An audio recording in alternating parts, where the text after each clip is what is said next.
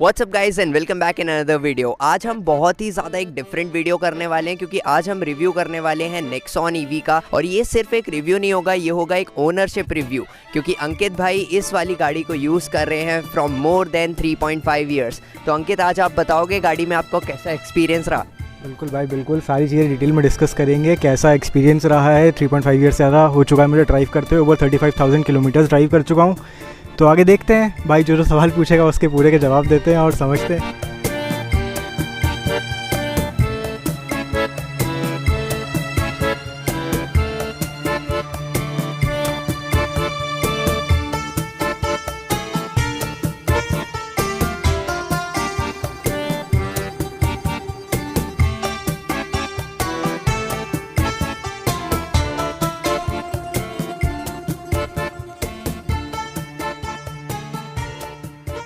Basically Nexon लेना और वो भी ईवी लेना, वो भी उस ज़माने में आपने ली थी 3 साल पहले, मतलब जब ईवी नया नया था। तो क्या था ऐसा मन में डिसीजन, ऐसा क्यों बना इसको लेने का? देखो मतलब कई सारे फैक्टर्स थे। ईवी लेना was not such a big choice at that time, पर नेक्सॉन लेना was my priority due to, क्योंकि देखो टाटा का सबसे बिकने वाला प्रोडक्ट था उस टाइम पे मार्केट में।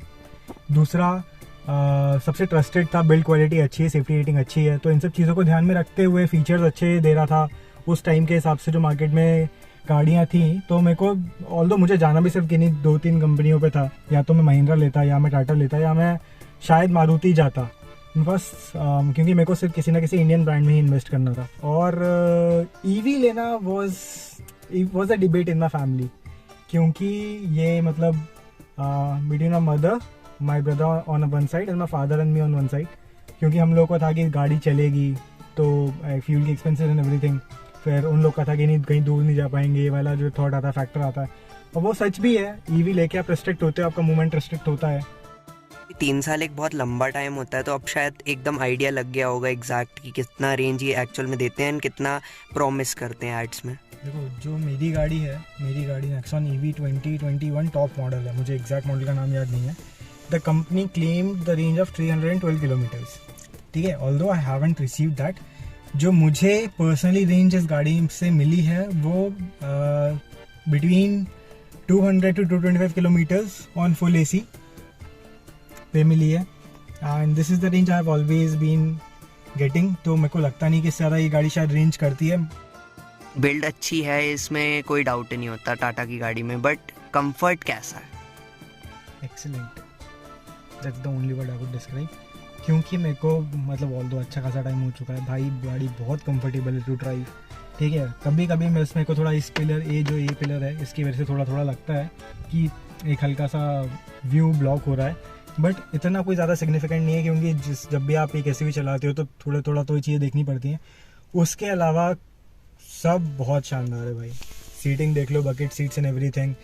पीछे की सीट्स का मैं फ़ैन हूँ, ऑल्दो मुझे बैठने को बहुत कम मिला है वहाँ पे, बट 2 सीट्स आर अमेजिंग। आगे की बकेट सीट्स अमेजिंग है। इन पे भी लंबी राइड्स पे गया हूँ मैं, 400 किलोमीटर्स तक की राइड मैंने की हैं, तो दीज आर गुड। कंफर्ट बहुत अच्छा है, ड्राइवेबिलिटी बहुत इजी है, बहुत easy to drive, fun to drive गाड़ी है। पूरी की पूरी गाड़ी की जो डिज़ाइन है वो आपको परचेज टाइम से और अब तक में 3.5 साल में मतलब कैसा एक्सपीरियंस रहा है? होता है ना, you fall in love all over again with somebody every day, वो वाला सीन है। इसका डिज़ाइन मुझे बहुत पसंद है, और ये है ना, हल्का सा थोड़ा बोल्ड फील देती है व्हेन यू ड्राइव इट। और इसका डिज़ाइन भी जब आप आगे से देखोगे तो हल्का बोल्डिश है, तो वो मुझे बहुत प्लेजेंट लगता है, वो मुझे बहुत अच्छा लगता है। ओवरऑल डिज़ाइन का बहुत अच्छा है। जो ये ब्लू स्ट्राइप्स वगैरह दिए गए हैं पूरी गाड़ी पे थ्रू आउट, ये बहुत अच्छे लगते हैं। आप अंदर भी देखोगे तो जो ब्लू इलेक्ट्रिक वाला इन लोगों ने थोड़ा पैटर्न दिया है, दैट इज़ अमेजिंग। 3 ऐसे फीचर्स या 3 ऐसी चीज़ें इस गाड़ी की जो आपको बहुत ज़्यादा पसंद है? पहला कंफर्ट, दूसरा ड्राइवेबिलिटी, और तीसरा आई वुड से बहुत फन टू ड्राइव है, इसका एक्सेलरेशन बहुत अच्छा है। तो ये 3 चीज़ें होंगी जो मेरी फेवरेट्स में से एक है। अगर मैं पूछूं कि इस गाड़ी की सबसे ज़्यादा हेट करने वाली चीज़ें? Range anxiety.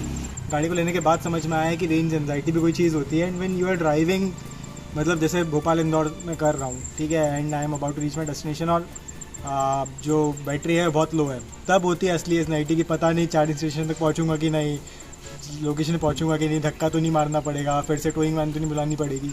तो वो एक चीज़ है that I literally hate about this vehicle. आपके हिसाब से जो ये 3 साल का एक्सपीरियंस है उसमें आपको आफ्टर सेल किस तरह से देखने मिली, या कोई ऐसा इंसिडेंट जो आप शेयर करना चाहो? The best part about this vehicle is इसमें कोई भी सर्विस मेंटेनेंस कॉस्ट नहीं है, ठीक है, बहुत मिनिमम होता है और हार्डली आपको साल भर में शायद 2 बार अलाइनमेंट बैलेंसिंग करवानी पड़ेगी टायर्स की। दैट कॉस्ट अराउंड 4000 रुपीज़ इन आई है, ठीक है। उसके अलावा कोई भी वो आप किसी भी नॉर्मल गाड़ी में भी करवाना पड़ेगा, ठीक है। उसके बाद में फिर अगर हम बात करते हैं आफ्टर सेल सर्विसेज की, तो मेरे को कभी ऐसे सर्विस सेंटर जाने की ज़रूरत पड़ी नहीं है, क्योंकि ऐसा कुछ उसमें टेक्निकल ख़राबी हुई नहीं है। दो जब अपडेशन होते हैं गाड़ी में तब मुझे ज़रूर रखनी पड़ी। हाँ, एक बार एक ऐसा इंसिडेंट हुआ था when the vehicle was completely discharged, तो तब मुझे इसको टो करवाना पड़ा था, and that is also very good experience. भाई पेट्रोल व्हीकल के ऊपर इसको लेना चाहिए या नहीं, और क्यों? अगर हाँ तो क्यों, ना तो क्यों नहीं? मत लो कभी भी, मतलब पर्सनल ईवी एक्सपीरियंस, कभी भी अगर आपके पास पहली गाड़ी अगर आप ले रहे हो या आपके घर में एक ही गाड़ी होने वाली है, कभी ईवी मत लो। हम always use this as a secondary vehicle.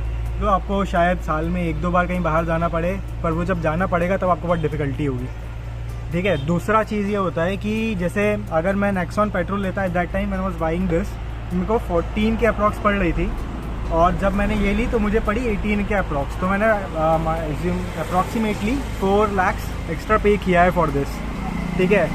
और जो अब जब हम रेंज वगैरह सब कैलकुलेट करते हैं तो आपको आइडिया लगेगा कि this is not value for money, ठीक है। ये चीज़ मुझे बाद में समझ में आई, बट क्या होता है ना, जब आप कुछ चीज़ खरीद चुके होते हो तो फिर आपको उससे प्यार करना पड़ता है।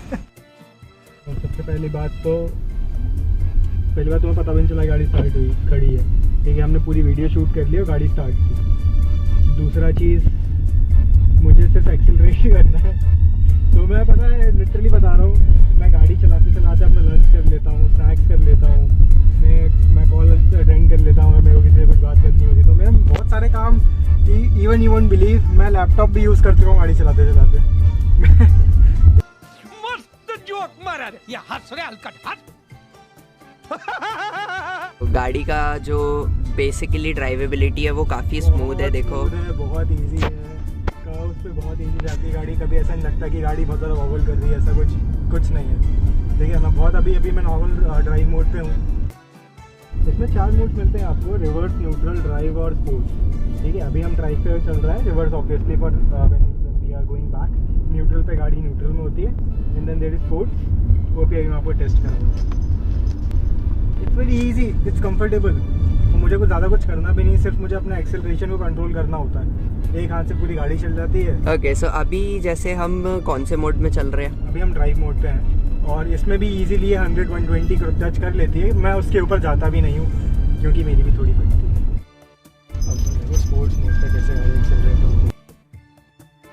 गाइस, मुझे पूरा पावर फील हो रहा है और पता चल रहा है कि एक्चुअल में गाड़ी स्विच की है हमने ड्राइव से स्पोर्ट मोड में। ये नाम का मोड नहीं है, एंड इससे स्पीड डिफरेंस भी आता होगा बहुत ज़्यादा। मतलब फिर भी अगर जैसे टॉप स्पीड अगर हम कंपेयर करें ड्राइव मोड की और स्पोर्ट्स मोड की, देख भाई, मैं कभी टॉप स्पीड पे गया नहीं उस गाड़ी में, हाँ, ठीक है। तो हार्डली मैंने 100-120 चलाई है दोनों ही मोड्स पे, ऑल्दो जा सकती है शायद, मुझे नहीं पता कि मैंने वही चलाई नहीं। दूसरा, हाँ, अगर तुम लोग बात करते हो कि क्या ऐसा होता है कि अगर मैं स्पोर्ट्स पे चलाऊँगा तो बैटरी ज़्यादा ड्रेन करेगी, तो हाँ ऐसा होता है।